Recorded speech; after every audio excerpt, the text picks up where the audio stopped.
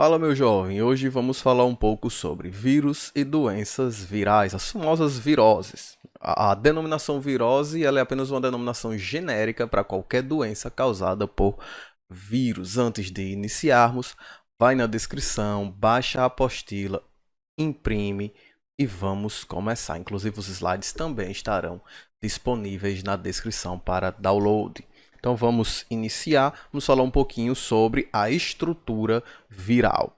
Um vírus ele vai ser composto basicamente de 4 estruturas básicas, 4 estruturas fundamentais. E antes de falarmos dela, você deve ter em mente que o vírus ele não é bem um ser vivo. Pense no vírus como uma caixinha de proteína com um material genético no seu interior. Ainda há uma certa discussão acerca de vírus enquanto ser vivo ou não. Muitos afirmam que ele não é, alguns afirmam que ele é um ser vivo. Mas o fato é que ele não apresenta estrutura celular, logo ele é um organismo acelular.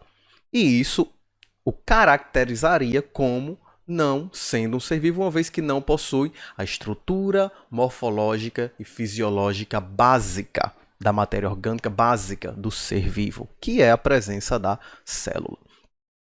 Então vamos compreender as estruturas que o constituem. A primeira dela que nós vamos falar são essas proteínas que estão ao redor do vírus, ao redor do capsídeo viral. Essas proteínas são proteínas ligantes, elas têm uma função.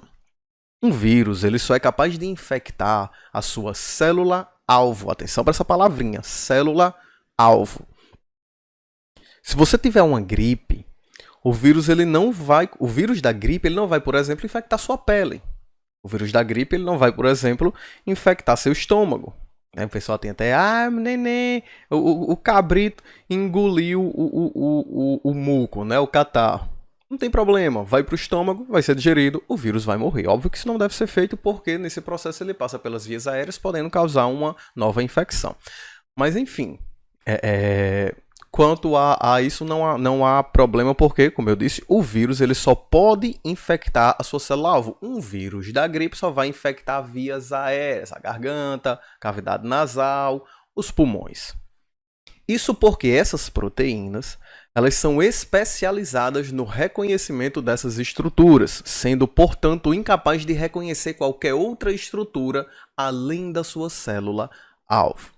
Além dessas proteínas, nós vamos ter o capsídeo. Dá uma olhada nessa imagem que eu trouxe para vocês. No interior, nós podemos encontrar essa estruturazinha roxa, violeta, sei lá que cor é essa. E você deve pensar no vírus como uma caixinha de proteína, ou seja, o capsídeo. E dentro dessa caixinha de proteína entra a função do capsídeo, que é guardar e proteger o material genético. Você deve estar lembrando do núcleo celular, muito parecido, né? Exatamente, bem parecido.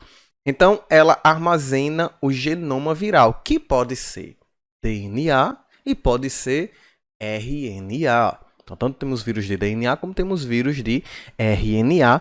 Esses materiais genéticos constituem o genoma viral. E a última estrutura é o envelope lipídico. Nem todo vírus possui envelope lipídico, apenas os mais perigosos.